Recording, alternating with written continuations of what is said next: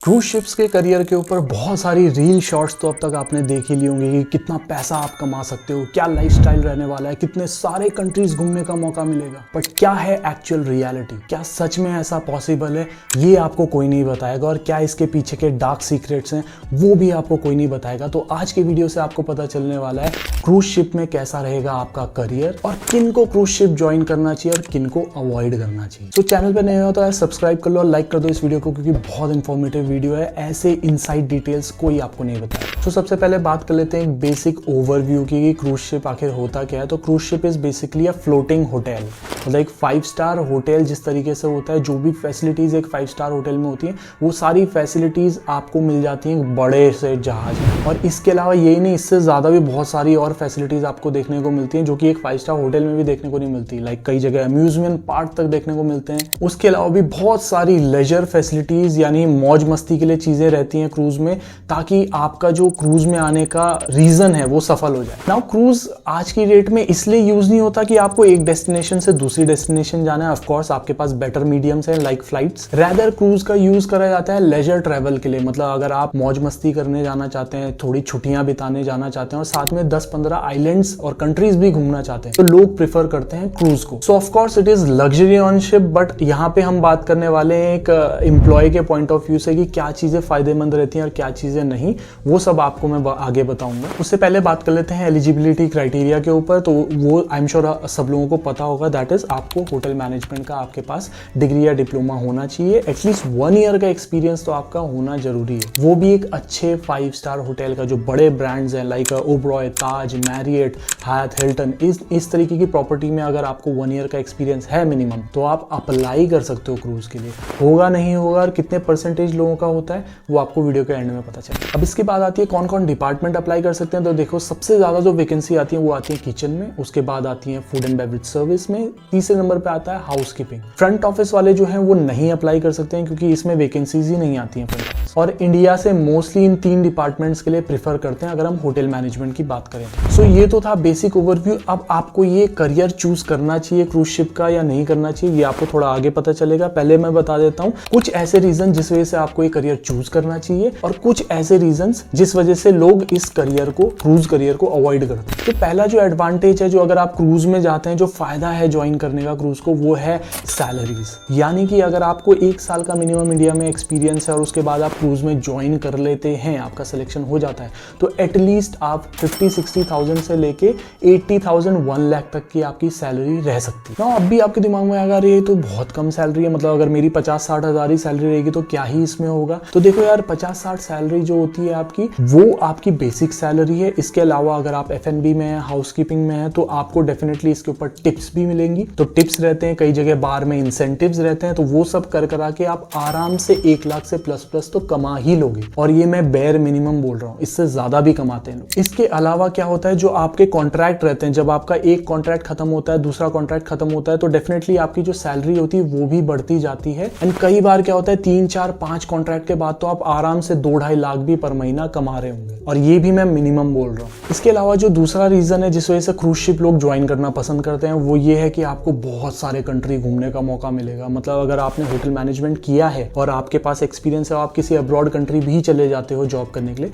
तो आप maximum 1-2-3 country शायद घूम पाओ 10 साल 15 साल में। उतना आप एक ही कॉन्ट्रैक्ट में कर लोगे। यानी क्रूज के एक ही कॉन्ट्रैक्ट में आप 7-8 से ऊपर कंट्रीज घूम लेते हो, काफी आइलैंड्स घूम लेते हो। तो ये सब एक रीजन है कि अगर बहुत सारे लोगों को प्रेफर होता है ना, पसंद होता है कि अलग अलग कंट्रीज में घूमना, इधर उधर मौज करना, तो वो पॉसिबल है क्रूज शिप से। तीसरा एक बहुत अच्छा रीजन है कि क्रूज शिप ज्वाइन करने का, वो ये है कि आपके अदर एक्सपेंसेस ऑलमोस्ट 0 हो जाते हैं। यानी कि आपको ना रहने का एक्सपेंस होता है, ना खाने का एक्सपेंस होता है। वो सब कुछ आपको क्रूज ही प्रोवाइड करता है। यानी आपको रहने को भी वहीं मिलेगा, ऑफ कोर्स शिप में हो, और खाने को भी वहीं मिल जाएगा। तो आपकी जो सैलरी है वो 100% सेव हो सकती है। सो जो लोग एक्स्ट्रा खर्चा नहीं करना पसंद करते, इधर उधर फालतू का खर्चा नहीं करते, करते हैं उन लोगों के लिए एक अच्छा ऑप्शन है जहाँ पे आप अच्छा खासा सेव कर सकते हो। इसके बाद एक और फायदा क्रूज का मिलता है कि भाई आपको फिर उसके बाद अगर आप इंडिया भी आ जाते हो और उसके बाद फिर से आप सेकंड कॉन्ट्रैक्ट के लिए जा रहे हो तो आपको तब भी कोई एक्स्ट्रा इतना खर्चा नहीं करना होता है, बिकॉज आपका जो टिकट्स होती है वो भी आपका कंपनी प्रोवाइड करती है, आने जाने का सारा खर्चा कंपनी प्रोवाइड करती है। तो उस चीज का भी आपको सोचने की जरूरत नहीं है, एक बार आप क्रूज में लग गए उसके बाद सारा खर्चा ऑलमोस्ट कंपनी ही करती है। और यही है कुछ फायदे वाली चीजें जिस वजह से लोग क्रूज ज्वाइन करना पसंद करते हैं, क्योंकि यार एक अलग ही लाइफस्टाइल देखने को मिलती है, तो अलग अलग कंट्रीज देखने को मिल जाते हैं, अलग अलग तरीके के लोगों के साथ काम करने को मिल जाता है, बहुत सारी नेशनैलिटीज के साथ आपको काम करने का मौका मिलेगा, जिससे आपकी पर्सनैलिटी भी वैसी डेवलप होगी। और पैसा तो ऑफ कोर्स आप अच्छा कमा ही रहे होंगे, 5 से 10 साल भी आपने क्रूज में काट लिया तो आप लाइफ टाइम की अपनी सेविंग कर सकते हैं। और ये बातें तो आपने शायद रील शॉर्ट सब जगह देख ली होंगी, जो लोग दिखा रहे हैं पैसा कि ये वो इतना हम कमा लेते हैं, ये कर लेते हैं, वो कर लेते हैं। अब आती है उन चीजों के ऊपर जो लोग नहीं बताते हैं कि किस रीजन की वजह से लोग क्रूज अवॉइड करते हैं या फिर क्रूज छोड़ देते हैं। सबसे पहला रीजन है 7 to 8 मंथ्स का कॉन्ट्रैक्ट, यानी कि आप जो काम करेंगे वो केवल 6 से 8 महीना का कॉन्ट्रैक्ट होगा आपका, जिसमें आप काम करते हो। उसके अलावा जो आपको 2 महीना 3 महीना अगर आप छुट्टी लेते हो तो उसमें आपको कोई भी एक्स्ट्रा पेमेंट नहीं होता है। नाउ दूसरा रीजन जिस वजह से क्रूज शिप लोग प्रेफर नहीं करते हैं, वो सबसे इंपॉर्टेंट रीजन है, वो ये है कि लोग आपको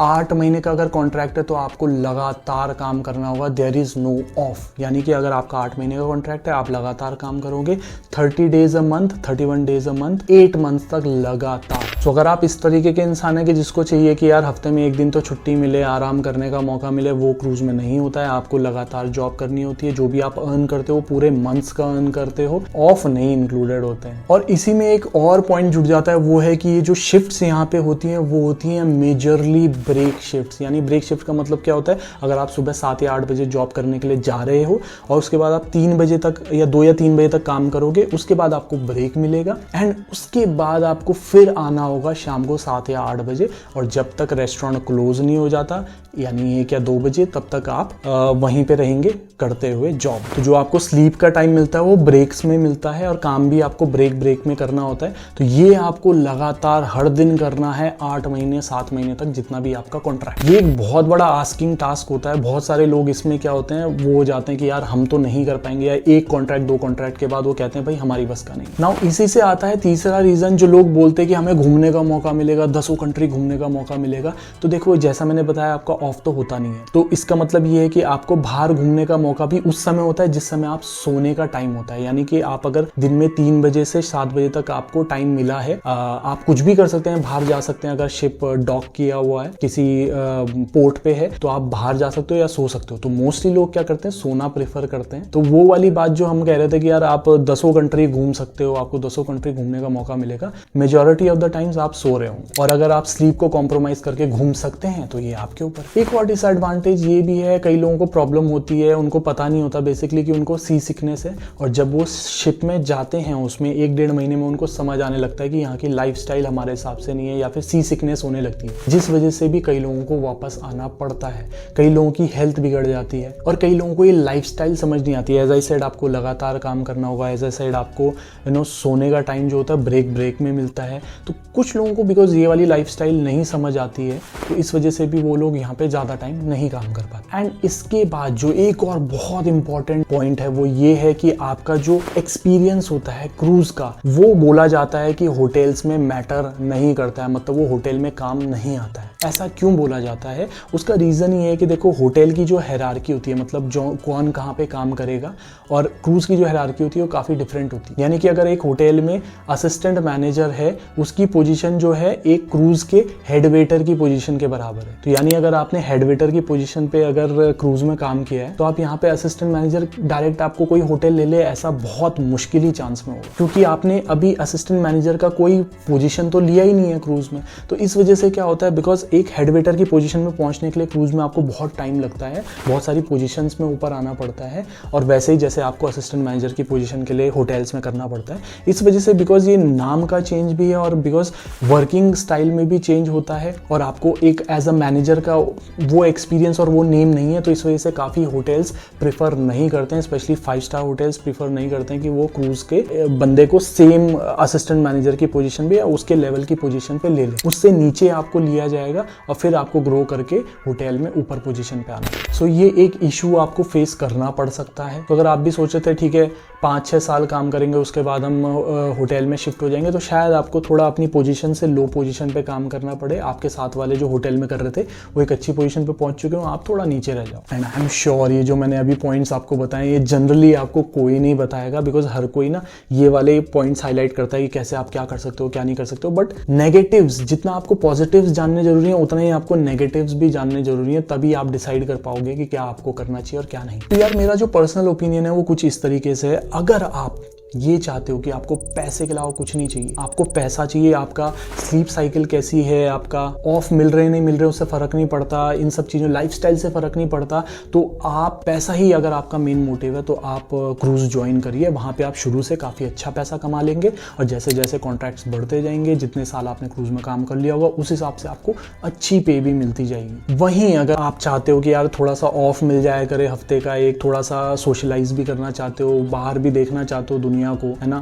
तो आप अब्रॉड जॉब की तरफ जा सकते हो जिसमें आपको ऑफ भी मिलेंगे और साथ में सोशलाइज करने का ऑफ कोर्स मौका मिल जाता है, बाहर बाहर थोड़ा देखने का मौका मिल जाता है। लाइफस्टाइल आपकी इस तरीके से नहीं चलती है एज कम्पेयर टू क्रूज। हाँ ये हो सकता है कि शायद आप क्रूज के नेक टू नेक या कमा रहे होंगे या थोड़ा उससे नीचे कमा रहे होंगे, लेकिन अगर आप इतना कॉम्प्रोमाइज कर सकते हैं तो आप अब्रॉड जॉब को प्रीफर कर सकते हैं ना। इसी में एक और पॉइंट में जोड़ना चाहूंगा, बहुत सारे लोग ये सोचते हैं कि भाई हम तो क्रूज, इनका जिनका पॉइंट ही रहता है कि हमें क्रूज जाना है ना, हमें यार हमारे पास कोई दूसरा ऑप्शन ही नहीं है।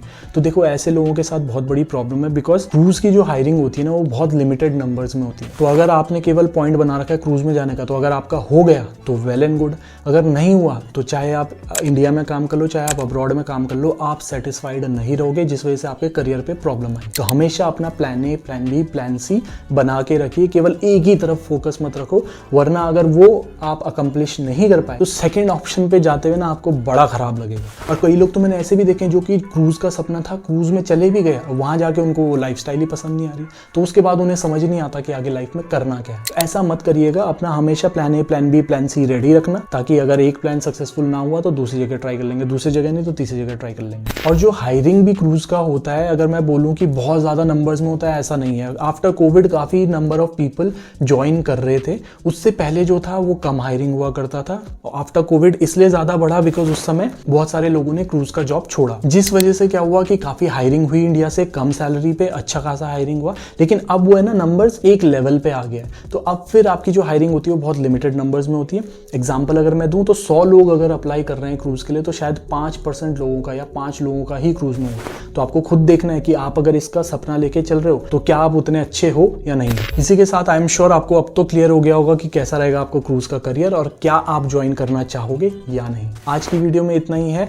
और एक और चीज मैं बोल दूं, 100K सब्सक्राइबर्स मेरे होने वाले हैं, इस पे बहुत इंपॉर्टेंट वीडियो आने वाली है, बहुत ही इंपॉर्टेंट आगे अपडेट्स में देने वाला हूं। सब्सक्राइब कर लो चैनल को। आज की वीडियो के लिए इतना ही। Thank you so much, have a nice day.